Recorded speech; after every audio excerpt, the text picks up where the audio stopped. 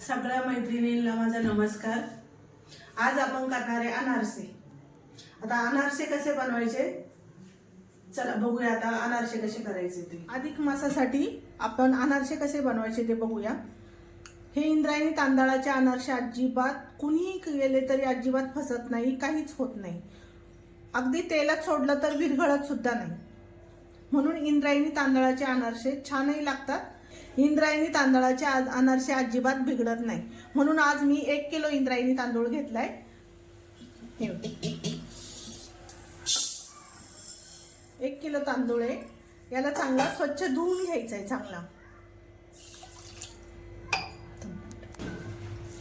याला पावडर असते किंवा विकतचे तांदूळ असेल तर त्याला पावडर असते, घरगुती असेल तरी त्याला असं काळपट रंग असतो। म्हणून याला चांगलं अगदी स्वच्छ धुवून घ्यायचे 4-5 पाण्याने। जितकं पाणी हे खराब निघत नाही तोपर्यंत हे स्वच्छ धुवून घ्यायचे। हे मी चांगलं 4-5 पाण्याने धुवून घेतलंय। असं स्वच्छ चांगलं धुवून घ्यायचं चांगलं। याला आता पाणी बुडेल इतकं भिजायला ठेवायचं। अजून 1 ग्लास पाणी घालणार आहे। आता मी याच्यात 2 ग्लास पाणी घालून ठेवले। आता हे 3 दिवसासाठी भिजत ठेवायचे आपल्याला आणि रोज सकाळी याचं पाणी बदलायचंय। याचा आंबूस वास जातो, म्हणजे पाणी बदललं तर याचा आंबूस वास जातो, आंबूसपणा राहत नाही याला। म्हणून मी आता हे 3 दिवस याचं रोज पाणी बदलायचं सकाळी। आता आपण हे 3 दिवसासाठी झाकून ठेवूया।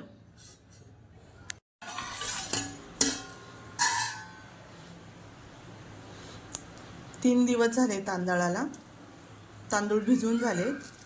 आता याला आहे ना चांगलं उपसून ठेवायचं आहे चाळणीमध्ये धुवून। चांगलं मी आता 2-3 पाण्याने धुवून काढते आणि चाळणीत उपसायला ठेवूया। हे 2-3 पाण्याने चांगलं नळाखाली धुवून काढले। याचा आंबूस वास येत असेल तर चांगलं धुवून काढायचं। 3 दिवस भिजून झाले, याला आता उपसून घेते याला।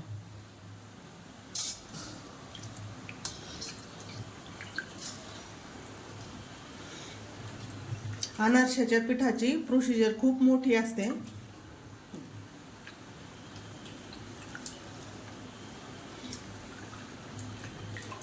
हे चांगलं निथळून घ्यायचं हे पीठ, हे तांदूळ।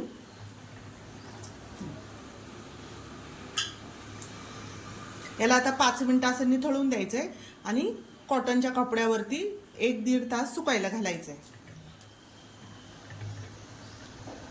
आता हे मी 5 मिनिटं निथळायला ठेवणार आहे आणि 5 मिनिटांनी सुकायला घालणार आहे। तांदूळ चांगले सुकायला घालायचे असे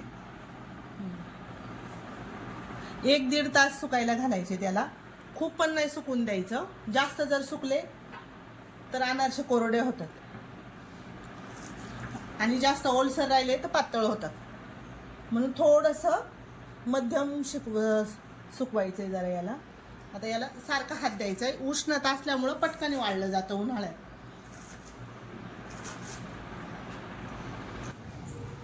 तांदूळ सुकून झाले, हे असे थोडेसे किंचित ओलसर पाहिजे, लई पण सुकवायचे नाही तांदूळ। असे थोडीशी हाताला ओलसर लागले पाहिजे तांदूळ। आता याचं पीठ करून घेऊया आपण चांगलं बारीक।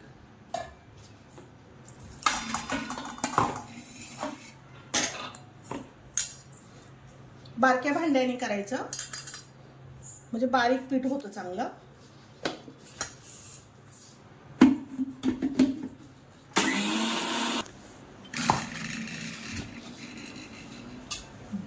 हे चांगलं बारीक, हे बारक्या भांड्यात केलं ना चांगलं बारीक होतं। आता हे सोजीच्या चाळणीने चांगलं चाळून घ्यायचं। जितकं बारीक पीठ असेल तितकं अनारसे छान होतात। जर मोठं पीठ राहिलं तर अनारसे कडक होतात। बारीक पिठाने चांगलं चाळून घ्यायचं असं। हे राहिलेलं थोडंसं जाडसर असतं ते पुन्हा आपण ह्या बॅच मध्ये वाटून घ्यायचंय। हे एवढं चांगलं बारीक पीठ पडलंय। आता याच्यात आपण दुसरं पीठ घालायचंय, तांदूळ घालून पुन्हा वाटायचे बारीक चांगलं।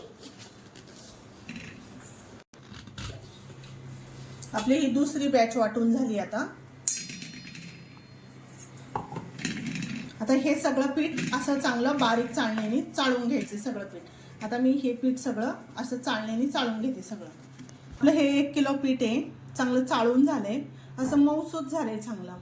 आता ह्या पिठाला 1 किलो पिठाला 700 ग्रॅम गुळ घालायचा आणि असा पिवळसर गुळ बघून घ्यायचा. जितका छान गुळ असेल पिवळा तितका अनारसे छान होतात. काळपट गुळ अजिबात घ्यायचा नाही आणि जास्त चिवट पण नाही आणि जास्त भरभरीत नाही, असं थोडासा चिकट पाहिजे गुळ. हा गुळ चांगला चिरून घेतलाय बारीक. पहिल्यांदा लागतच गुळ घालायचा, अंदाज घ्यायचा गुळाचा. चांगलं चोळून घ्यायचा गुळ याला.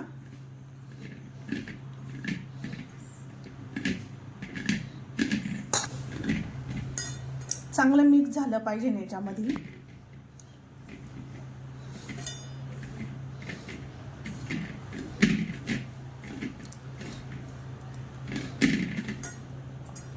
असं चांगलं चोळून घ्यायचं याला गुळ. अजिबात गाठी राहू द्यायच्या नाही याच्या. आणि जर जास्त गुळ झाला तर अनारसे तेलात विरघळण्याची शक्यता असते, म्हणून जास्त पण गुळ होऊ द्यायचा नाही. जास्त थोडासा कमी झाला तरी चालतो, पण जास्त गुळ झाला तर काढता येत नाही अनारशामधला, किंवा पातळ पण होऊ शकतं जास्त गुळ झाल्यावर. याच्यात अगदी पोहे खायचा 1 चमचा तूप टाकायचे फक्त, जास्त घालायचं नाही. काय होतं, अनारसे फुटले जातात. 1 चमचा तूप जर घातलं ना, अनारसे खूप छान होतात, खुसखुशीत होतात आतून. असे मऊ, अजिबात कडकपणा येत नाही अनारशाला थोडंसं तूप घातल्यावर. आणि तूप घातल्यावर सगळ्या पिठाला चांगलं चोळून घ्यायचं.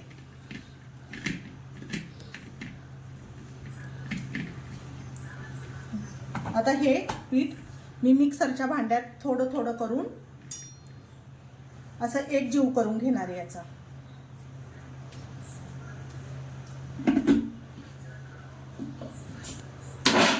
असं पल्स मोड वरती फिरवून, जास्त फिरवायचं नाही, नाहीतर जास्त फिरवलं तर पीठ पातळ होईल.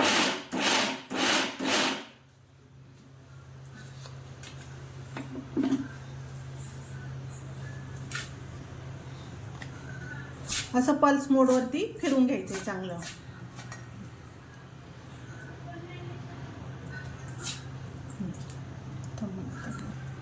ही दुसरी बॅच पण मी आता अशीच फिरवून घेते. पल्स मोड वरती फिरवून घ्यायचं.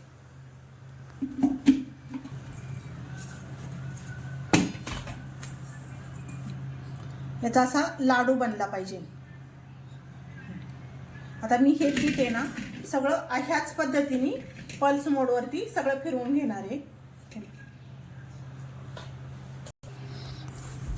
हे सगळं मिश्रण आता असं गोळा करून घ्यायचंय. याचा असा गोळा झाला पाहिजे. याचा असा गोळा बनतोय. हे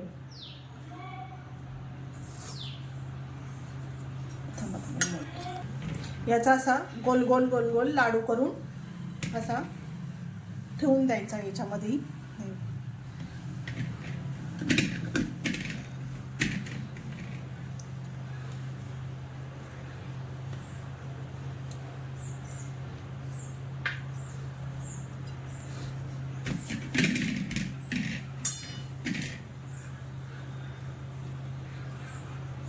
असे सगळे लाडू करून ठेवायचे त्याच्यामध्ये.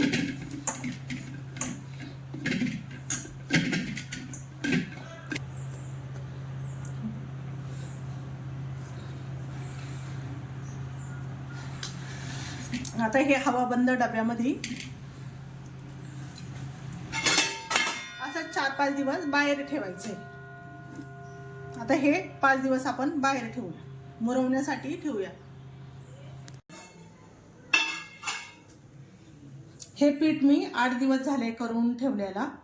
8 दिवस मुरवण्यासाठी ठेवलं होतं. आता मी याच्यातला एक गोळा घेऊन मळून घेणार आहे चांगला. जास्त सुक्क पण नाही झालं, जास्त पातळ पण नाही झालं.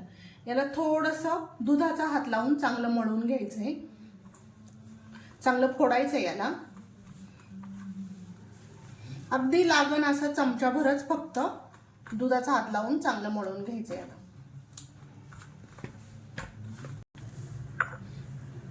याला अगदी लागेल तसं दूध घालायचं थोडंसं.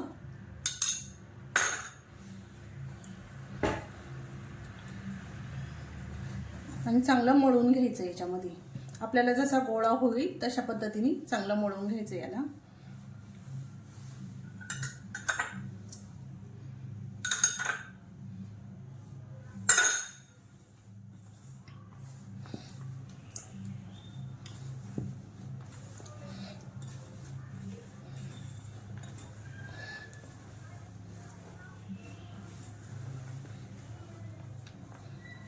अजून थोडंसं 1 चमचा दूध घालणार आहे.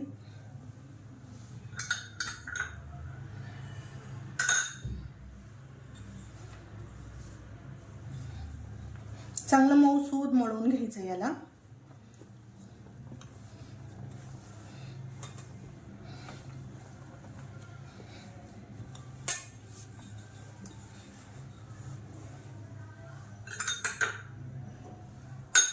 चांगलं मऊसूद करून घेतलंय पीठ दूध घालून. तुम्ही कुणी केळी घातली तरी चालते, केळी घातली तरी चालते, पण अनारसा केळी घातल्यावर काळा पडतो म्हणून मी केळी वापरत नाहीये. थोडासा तुपाचा हात लावून घ्यायचा आहे अगदी. अजून थोडंसं मऊसूद व्हायला तुपाचा हात लावून घ्यायचा आपल्याला. तुपाने काय होतं, चांगलं मऊसूद पण होतं आणि खायलाही खरपूस लागतं.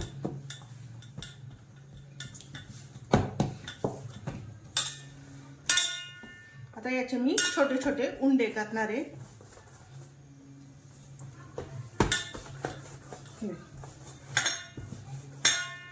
अगदी आपल्याला अनारशाचे छोटे छोटे उंडे तयार करायचे. त्याचे आपल्याला जेवढे पाहिजे तेवढे असे गोळे तयार करून घ्यायचे एकसारखे. असे गुलाबजाम सारखे छोटे छोटे गोळे तयार करून घ्यायचे चांगले. मग थापायलाही पटकन थापले जातात आणि करायलाही अवघड वाटायला लागत नाही. आता मी हे सगळे गोळे असे आपल्याला जेवढे अनारसे करायचे तेवढे करून घेणार आहे.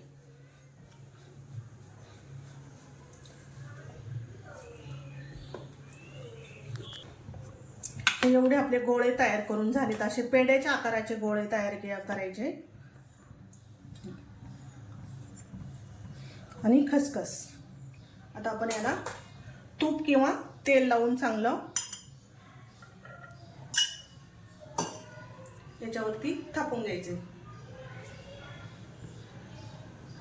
असं बोटाने छान थापायचंय.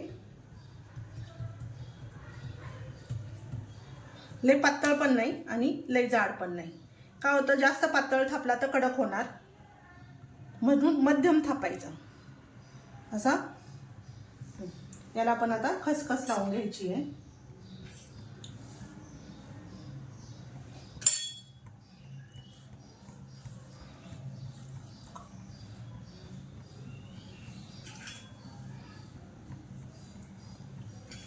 खाली पोळपटावर टाकलं तरी चालतं.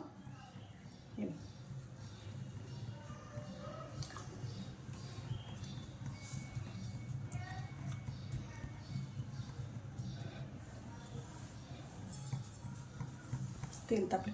आता तेल तापायला ठेवलेलं आहे. थोडंसं चांगलं तेल तापून द्यायचं, खूप पण नाही तापून द्यायचं. खूप जर तापलं तर अनारसा तेलात टाकल्या टाकल्या लगेच लालसर होणार आणि आतून होत नाही. मग आपण आता थोडंसं पीठ टाकून बघूया. हे बघा, अगदी थोडंसं आधी तापलंय का पाहायचं.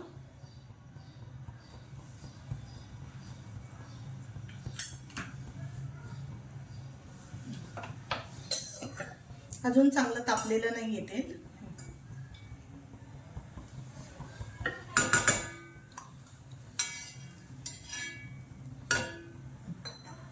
आता आपण हा अनारसा तेलात सोडूया.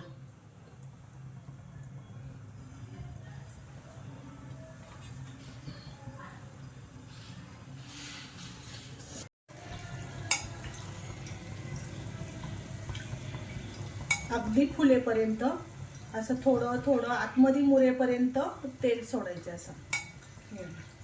आणि थोडंसं असं लालसर होऊ द्यायचंय.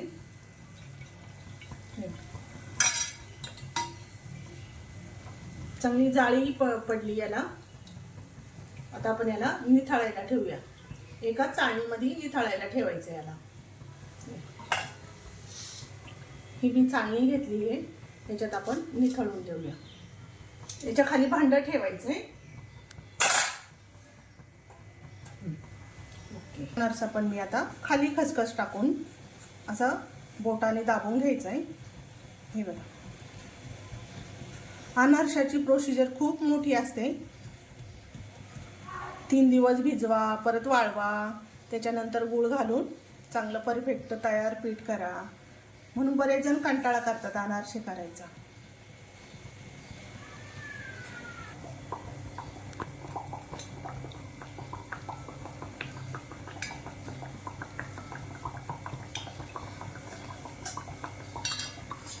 याच्यावरती सारखं असं तेल थोडंसं सोडायचंय.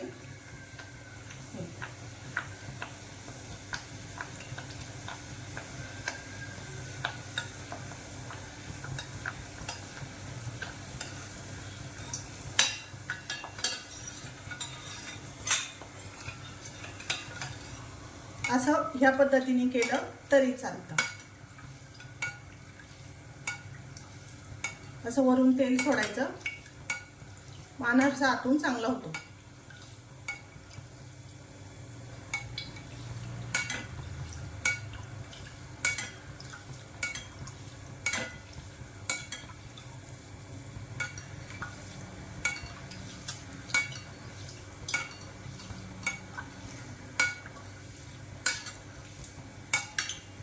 चांगला लालसर होऊन द्यायचा आहे.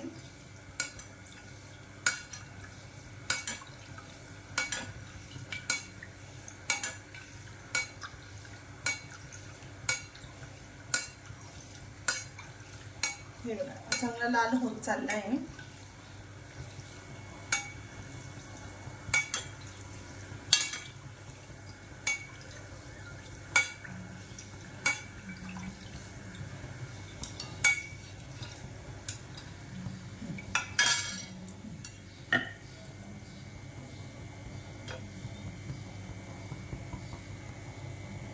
इथपर्यंत लालसर झालं पाहिजे.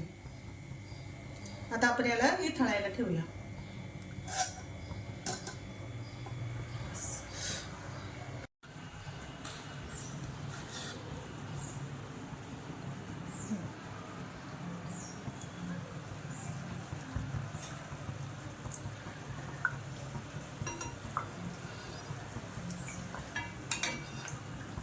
त्याला तळायची चांगली मेहनत घ्यावी लागते.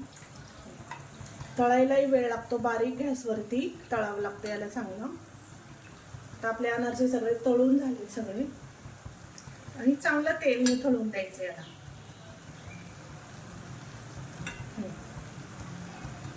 आणि पुन्हा निथळायलाच ठेवायचं.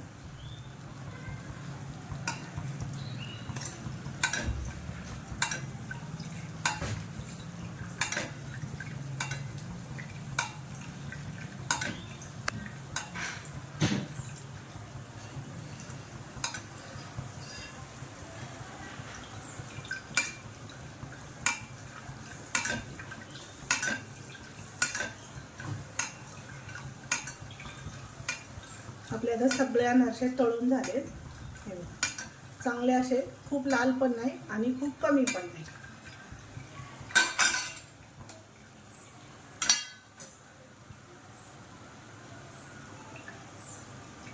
याचं चांगलं आता तेल निथळून द्यायचं याला. हे असे अनारसे चाळणीत निथळायला ठेवायचं, चांगलं तेल निथळू द्यायचं याचं, आणि मग डब्यात भरून ठेवायचे. बरेच जणांचे अनारसे फासतात, तेलात टाकले का फुटतात. तर माझ्या पद्धतीने अनारसे करून बघा. अनारशी मोठी लांब प्रोसिजर असल्यामुळे ना कोणी करत नाही जास्त, त्याच्यामुळं ही प्रोसिजर नक्की ट्राय करून बघा ह्या अनारशाची. लाईक आणि शेअर करायला विसरू नका.